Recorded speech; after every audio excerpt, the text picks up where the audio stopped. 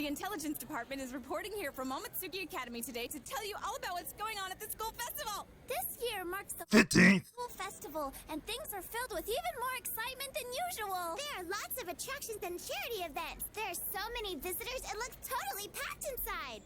Well, how about we take you inside and check it out? Yeah! Is that good? That was good. I finally didn't stutter this time! You just can't help getting nervous, can you? This is pretty light, though. What?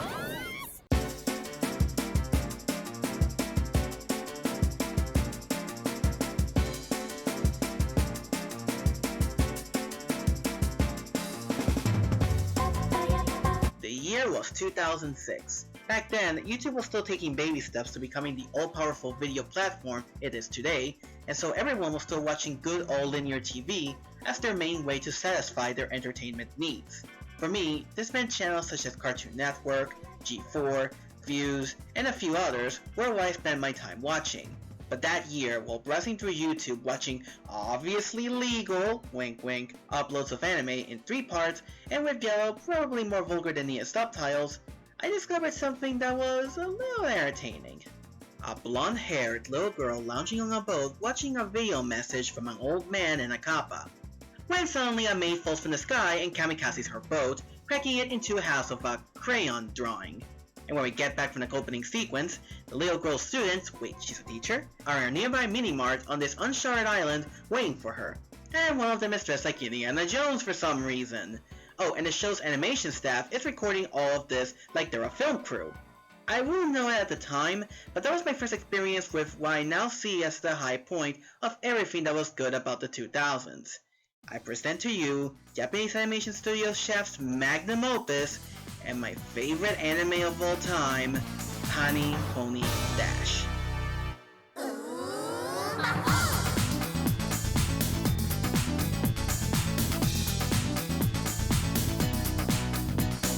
Based on the manga Pani Poni by Akira Hikawa, the Pani Poni Dash anime was like nothing I ever saw at the time. Never had I watched a comedy show with such a mix of surreal humor, non sequiturs, pop culture jokes, mega action and explosions, a cast of insane, energetic, and colorful characters, and, well, it just kinda had everything. And all presented with the best English dub ever created in my opinion. Pani Poni Dash is one of those shows that I reference on Twitter pretty often because it would be a crime not to share all the comedic joy this show brings. Like I said before, I thought that the first taste of the show was an entertaining watch, but nothing more than that until late that fall, when I saw a trailer for the dub confirming the show's release from ADV Films. At Momotsukhi Academy, the one who needs detention most isn't one of the students.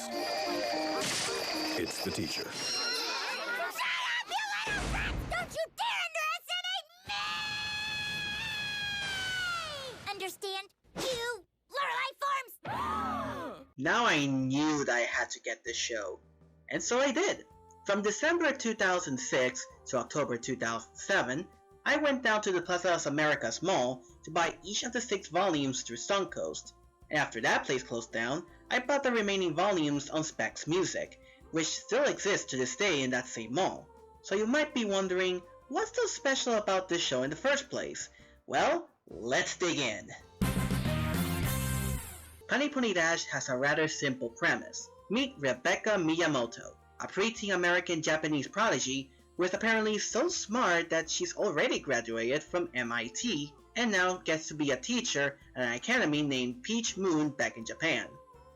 And that's all there is to it.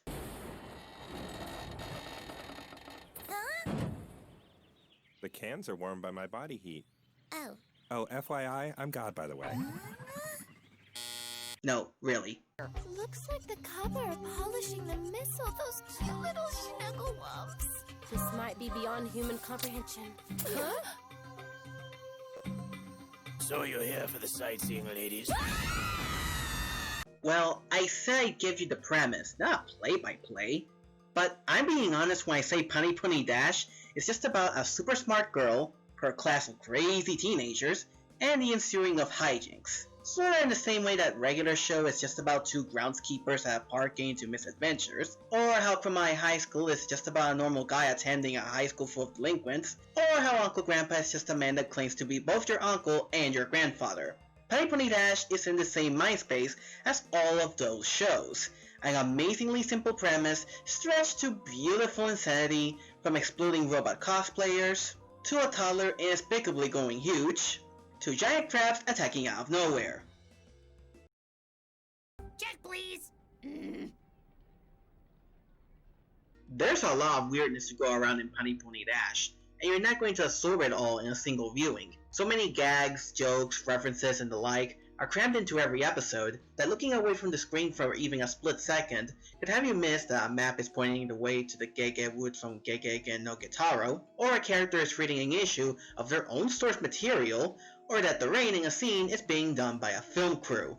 At the same time, the show also has a surprising amount of continuity to go along with all of this, not in a serialized manner, but more that callbacks to previous episodes, events, and previous gags are also part of this show's bag of comedy. So at any given moment you could have a reference to another anime, manga, book, or film, an upfront visual gag, a background chalkboard gag, some wordplay, a callback to whatever nonsense happened 2 episodes ago, and whatever type of joke you can think of, all at once. You'll definitely find yourself rewatching episodes and still finding some comedic moment you missed when you reach your 4th or 5th viewing. That is, if you didn't spend an hour rewinding every 5 seconds to catch a blink or you miss it joke first. All this anime's crazy and cartoony ideas are wrapped up in an overblown parody of typical high school anime, with the characters being the usual high school anime archetypes and taking the associated tropes to the next level or playing with them in some way. And though the show could have possibly gone away with just weird things happen to high school stereotypes, enough is done with the cast that they're actually fun enough to stand on their own as unique characters that are more from their one-word descriptions of The Heather, the Spaz, the Brain, the Strange Class Rep, the Invisible Girl, the Good Girl, the Type, the Twins, the Dits, the Gym Teacher, the Drunk Teacher, Miss Nosy, the Drama Nerd. There are a few classes of students we follow, but our main focus is on Becky's Class 1C. So let's run down that list, starting with Becky. She's what you expect from a smart kid who has already accomplished a lot. A brat with a big ego who half the time carries an almost dismissive, holier-than-thou attitude when not dropping the master remind the audience that she's still a kid who's a bit over her head. But as bratty as she is, she does actually care for her students' safety and well-being. She acts mature and tries to take on the role of an older sister to the gang, which, combined with Hilary Hagg's usual iconic high-pitched delivery, still gives any heartwarming or serious moments a nice dose of levity. You need to stop asking number 6 to do everything for you, you bunch of lazy monsters! It's not good for number 6 or for your education. Have you ever thought of that? You need to take care of your own responsibilities. Becky, you sound like a teacher. That's because I am a teacher! Of the students she's forced to deal with, we first have Himeko. She's our resident ditz, a lovable, childish idiot character with a doofy cowlick, rolling and bouncing around the room with an infinite amount of energy, so that she has the cowlick anyway. She's voiced by a then-unknown Brittany Karboski in one of her first roles. Karboski brings her A-game with a ridiculously shippering, energetic performance that fits the character to a T. Also, Himeko has a certain rebel take you'll be hearing a lot, and that my editor, Rack Attack, has developed quite the soft spot for. Maho? Maho? Maho? Maho?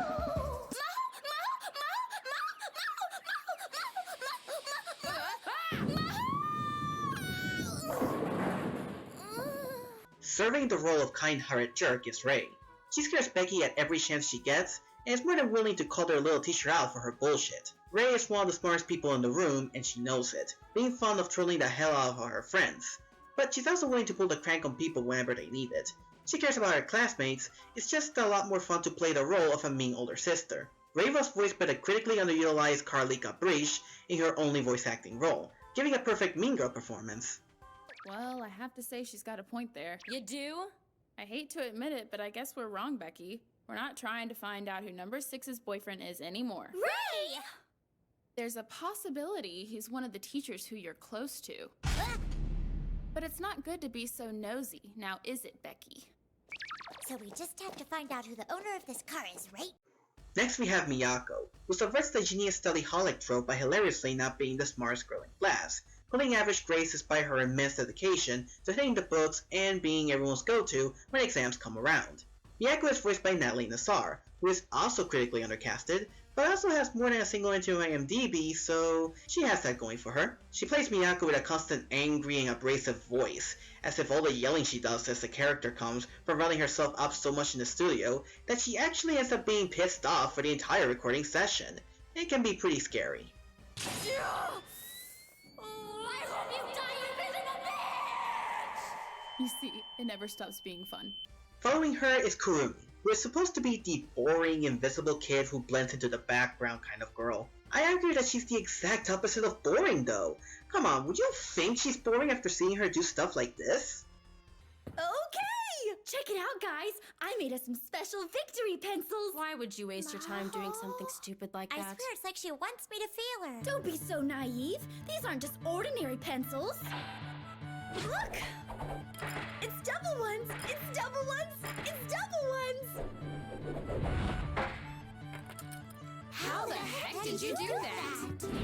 I'm glad you asked. I crushed on her hard in 2007. Kurumi is voiced by Melissa Davis, yet another incredibly underrated voice actress who gave her performance as Kurumi so much passion and charisma that, again, you have to ask, she's supposed to be the boring one? She'd only get better in future anime roles, such as being Mai in Canon, Kate in Red Garden, Lady in the Devil May Cry anime, Shizuru in Dream You're Mary, and my favorite of her roles, Kina in Demon King Daimao. It's raining rice? That's right! The whole world will be filled with happiness if we all eat the rice together! Man, I miss Davis. Back on track. Sayaka Suzuki, aka Number 6, the good and just outright nice girl. She gets the nickname due to the fact that she has 5 older siblings, not because she's a retired British secret agent who got trapped in a penal colony, as far as I know. I am not a number. I am a person. Even her own father calls her that, which doesn't bother her at all. Oh, and she has my favorite catchphrase in the show. Masosa is gonna get the Growing in Bunches of the Year award. It's kinda creepy of the year. Oh, I'm so shocked of the year! Your chop is the table turner of the year, Suzune! I heard you won the Respect of the Year prize. Is that some kind of a joke? Why does she say that? Because it's Pani Poni Dash. You don't need a reason. Plus, pretty sure a lot of people didn't question Miss Maho up there. Anyway, she's voiced by Monica Orion, who I don't think even needs an introduction. She's allegedly pretty popular and apparently wants to do some bigger things after this. I don't know. That's at least from what I've heard. And finally, Ishijo, the self-proclaimed student class representative. She's, well, basically the most freaking powerful human being ever. She's voiced by Maggie Fleck though, who's still voice acting today in the Houston area. Even got perks for having a second job as a newscaster in a local CW station, even interviewing some celebrities time to time. She's probably the actual guy in this show, not that weird body heat cat, considering all the crazy awesome things she does both on screen and off screen. She takes no crap from anybody, gives about as much in return, and I dig her for it. We should devote ourselves to God. See? Even she's aware that the class needs to bow down to her greatness. Oh, and there's also the character who shares my namesake, Miss Sosa. Yes, this sad sack of a bunny is the inspiration for my internet name, mostly because I thought it sounded cool. Turns out that Miss Sosa literally means sad bunny. Still kinda fitting. Say what?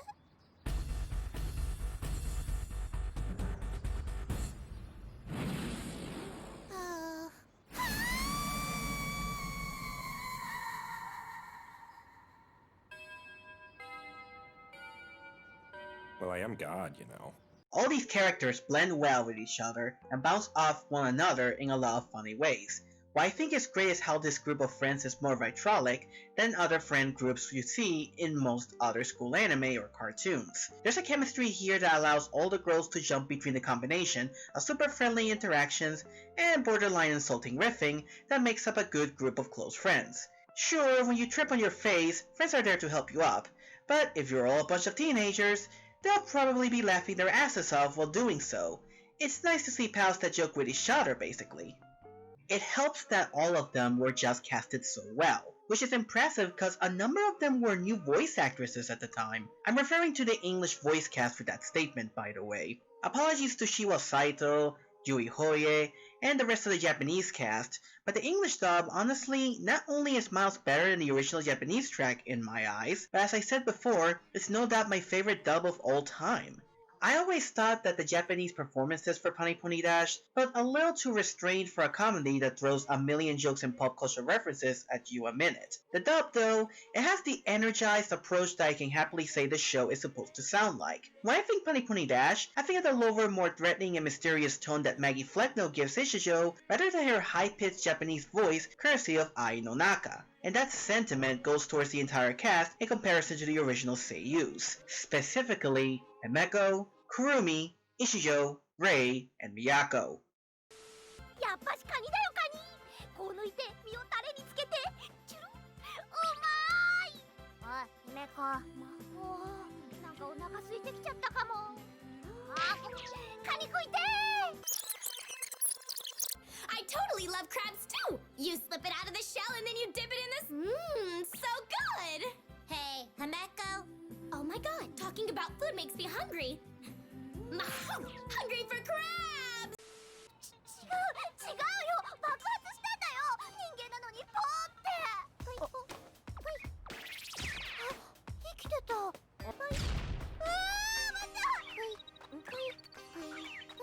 っちだ。逃がすな。ここって日本。現実？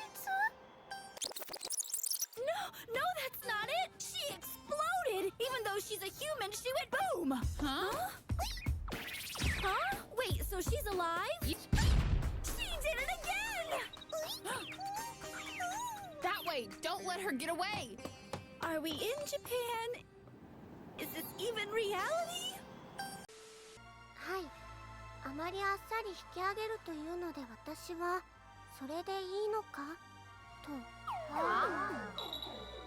ここまで来て手ぶらで帰ったら番長連合の名が廃るのではないのかと。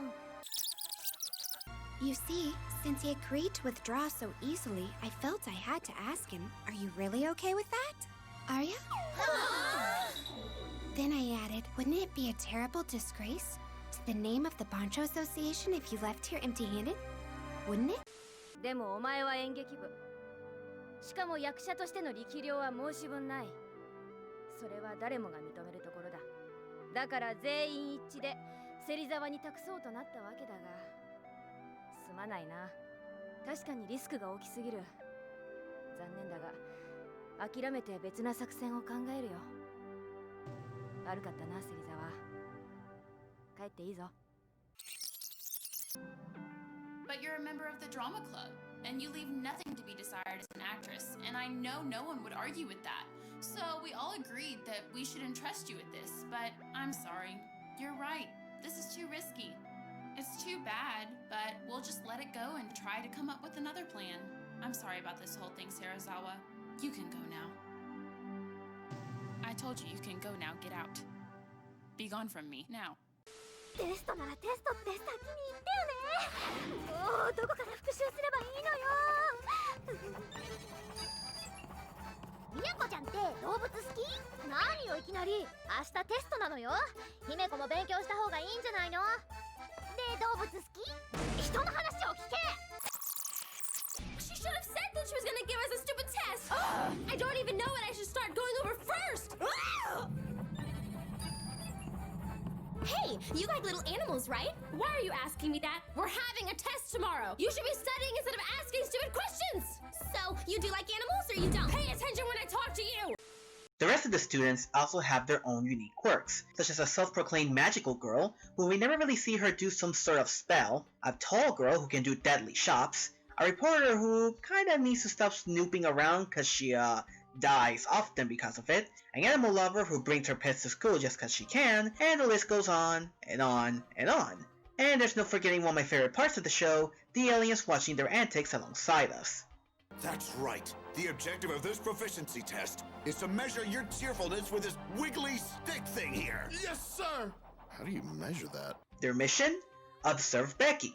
Why?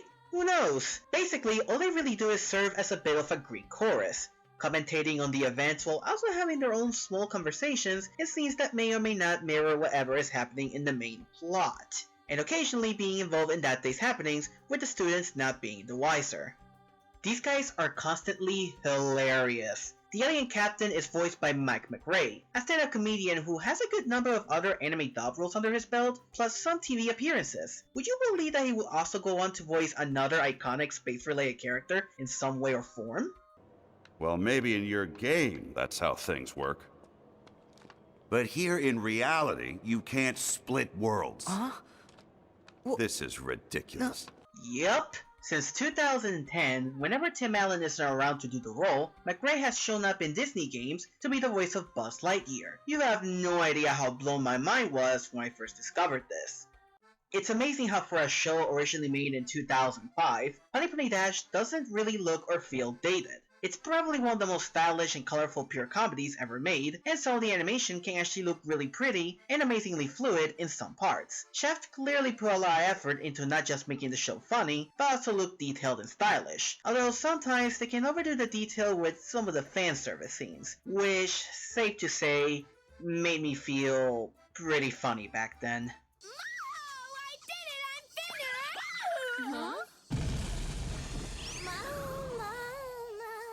Jeez, there were lots of potential waifus for this show.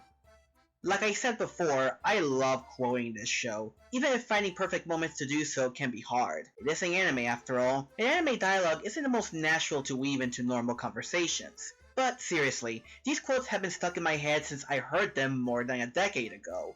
It's all about balance. A mysterious giant comet has suddenly appeared and is hurling towards our blessed Mother Earth, and this Blizzardo is the resulto. And they all laughed when I took toilet ninja lessons. But I'm a warm weather gal. This isn't the time to be a wimp. It is indeed forbidden love. It's almost like a rock loving another rock, and scissors loving other scissors. The Lodge Club? What kind of place is this? I think it's a lodge. We are in the middle of class. At least pretend to pay attention. You don't have to take it that seriously. My dad told me that what you learn in school is pretty much useless once you enter the world of work. That last one should be a meme, I swear. Surprisingly, the show did have a decent amount of popularity in Japan. How popular?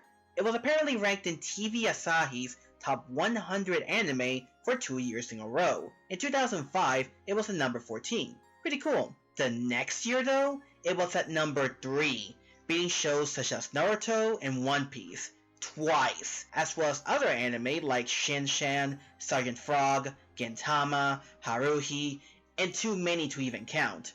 I have to believe that this has to be the series having a massive cult fanbase over there, likely because of its otaku-focused referential nature. In comparison, the show didn't get anywhere near that popular in the United States, probably for that same reason. How popular it was or wasn't was not a factor when I first got into the show though, and Pani Poni Dash became the first series I ever became really attached to and wanted to keep getting engrossed in. No show had captured me and affected me on such a scale since, well... We're the Powerpuff Girls! Even their acronyms are similar. PPD, PPG. It's kinda interesting, right? Heck, this might be too crazy of a theory, but the 2006 Powerpuff reboot at times even feels like it's taking a few approaches similar to Pani Poni Dash, specifically with the use of live action blending with animation. But that's probably just me. The truth is out there. Okay, so this wouldn't be much of a review if I didn't quickly share my favorite episodes of Pani Poni Dash. So here is my top 5. Number 5, episode 15, Endure patiently and you will not wilt. On their way to a field trip, Class 1C find themselves stuck in a bus dangling off a cliff. To explain how they even ended up in that scenario will make about as much sense in context as it does out of context. But either way, in one of their most amusing predicaments, the cast tries their darndest to calm down in this sticky situation, from Miyako trying to balance the bus somehow with her body, to Miyako in complete denial of what's happening and accidentally starting a fire, which she also denies doing. With an explosive finale, so much happens in this episode to guarantee many laughs. Episode 8, Bear with Sancho Spice is like carp with pepper. This episode shifts gears from its usual MO of following around the students of 1C to focus more on recurring character Behoimi. Feeling that her magical girl stylings pale in comparison to the wacky personalities everyone else at school feels, Behoimi doubles her efforts up at being the best magical girl she can possibly be. This involves a bit of dress up, hunting for ostriches, and when Class 1C forces their way back into the plot, Ray performing some weird satanic ritual. The episode is filled with some good heartwarming moments, like when Becky tries to cheer Behoimi up after a day of failure, and overall it's one of the more relaxed in the series, as our resident magical girl reinvents herself and tries to figure out who she really wants to be. After this episode, she isn't the same girl that she was before, and starts with the Pani Poni Dash as a show that can perfectly balance its usual schoolgirl comedy with more serious and grounded moments of character development without giving the audience whiplash. Number 3, Episode 23, Misfortunes Never Come One by One. This episode is unique in that there's not even a framework of a plot. Nope, it's all the characters jutzing around in a ton of random vignettes. They're putting on puppet shows, burning books, and showing off their photorealistic prairie dogs, while frequent eye catches helpfully tell us what roles each character will have in an orchestra. Until the last minutes of the episode reveal that a comet is heading towards Earth. Yeah, everyone is going to die a horrible death soon. I'm sure they'll figure out how to solve it. Maybe a solution will present itself in, say, 2 episodes? By this point in the English dub, Pani Poni Dash had new writers and a new voice director for the final 4 episodes of the series. Your initial thought might be this might be a bad thing, but this new team really shifted around the dialogue for the better, making episode 20 probably the most quotable episode of the whole show. If nothing else, this episode teaches us that hollow spaghetti ensures the survival of the human race. Though that probably isn't one of the signs. Number 2, Episode 4, Don't Count Your Chickens Before They Hatch. The Sleepover Lodge story that is the closest you'll get to your standard slice of life episode in this anime. The plot is actually a relatable one. Well, as far as Pani Poni Dash goes, and fits with the setting. The class gets together for a study session because Becky scheduled a big test for tomorrow, but they constantly distract themselves from actually doing any studying, such as taking a long bath and having a brief stop at a sauna. Unsurprisingly, Miyako isn't amused for almost all of it. Just like episode 8, episode 4 is a nice example of Pani Poni Dash not being afraid to make episodes that don't just rely on heavy slapstick humor and rapid-fire sight gags. There's still a good amount of those. I mean, there's a scene where they help Miyako learn how to study by relaying it to reading Dragon Ball. How hilariously unique is that? Number 1, Episode 12, There Are No Classes Among Humans, But There Are in Humans' Hearts. Here it is, my favorite episode. One so good, that even Gravity Falls ripped it off. The one where they go inside Himeko's head. Funny how the episode goes from wondering about dreams to literally living in one. It's also an episode that decides to give some internal logic to all its strangeness, instead of the anime's usual shtick of going, we're Pani Poni Dash, we don't have to explain it. Yes, there's actually a method to the madness just this once. Aliens did it. Brilliant. Ironically enough, giving this episode the internal logic of the alien observers trying to use their technology on Becky and failing because they've been Pani Ponying for 15 minutes makes this one of the wackiest and most action-packed episodes of the whole series. It has the Archangel Gabriel, crabs, Hills Alive with the sound of Maho, crabs, lasers and boot missiles, crabs, Kurumi doing an Ultraman laser thingy, crabs, Sayaka pulling off a fun wrestling move, and by far the best Unlucky Mesosa gag ever. Also crabs. You'll be surprised how amazingly badass this episode is. Now, of course, the show is not flawless. It can be a little too mean-spirited sometimes, the character writing can be a little too all over the place, but the fact that the show has a bit of a bizarre mini running gag of them threatening to kill others just for pissing them off. No, seriously. The second half of the show is a bit more hit or miss with its comedy than the first. The 18th episode is kinda god-awful, and oh yeah. There is one more thing. You are the biggest piece of shit in this entire restaurant. I hope you burn in hell. Me?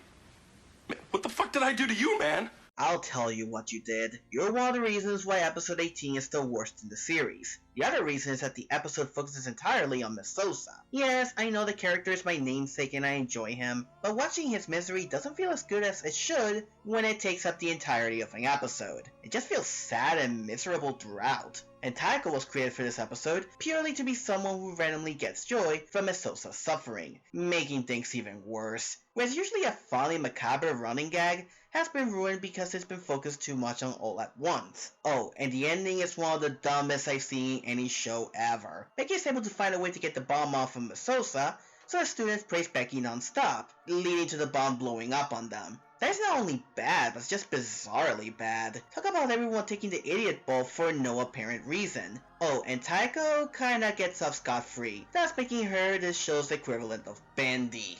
The only good things about the episode is seeing some of the characters in casual clothing for once, and the scenes involving Kurumi's job. That's it. Just a miserable, dumb, and just a slog to get through otherwise.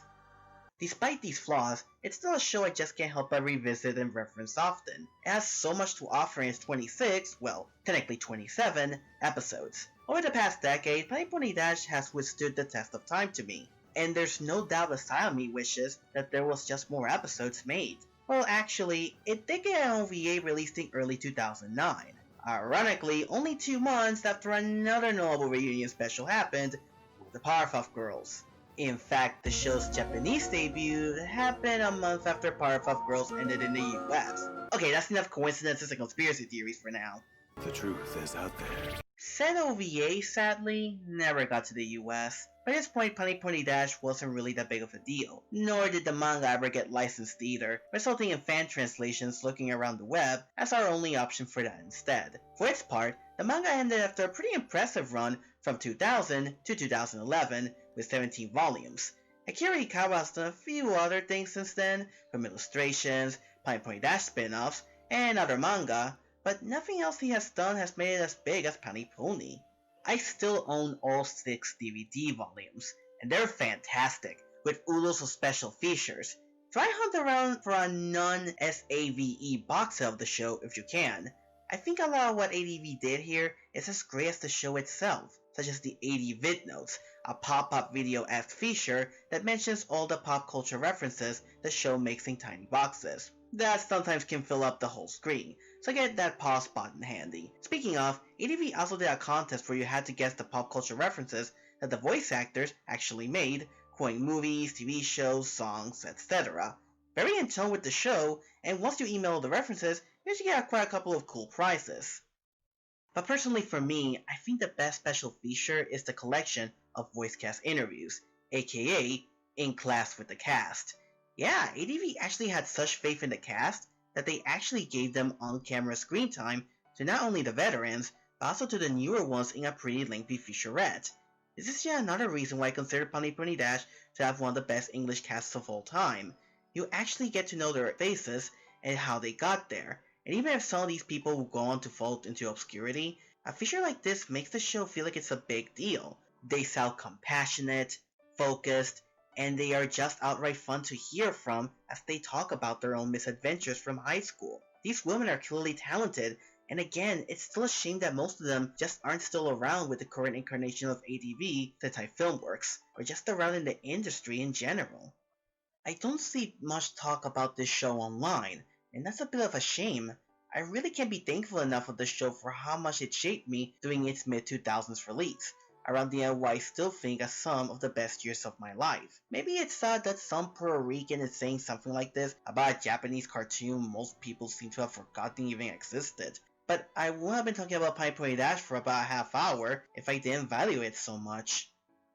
Now, if Pani Poni Dash ever does find itself possibly having some sort of reboot in the near future, I'll take what I can get. It might likely replace most cast members to appeal to possible newer fans, both in the case of the English dub, and on a much sadder note in Japanese. It's obvious that the Japanese voice of media will have to be new, since their seiyuu, Miyu Matsuki, passed away from lymphoma back in 2015. Even if I prefer the English dub more, there's no doubt that a cast member for a show that I love, no matter the language, passing away like that is just tragic, and hopefully her legacy can live on for those that appreciate Pani Poni Dash more in its Japanese language, as well as those who loved her various other anime roles.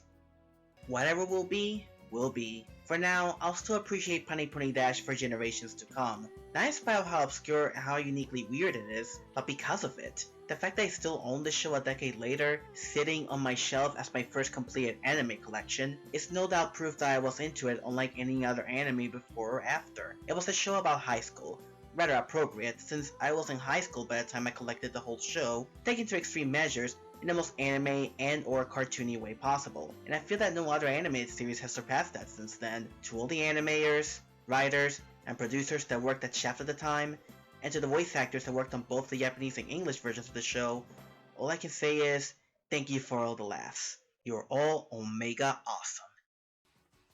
Thanks for watching the video, guys.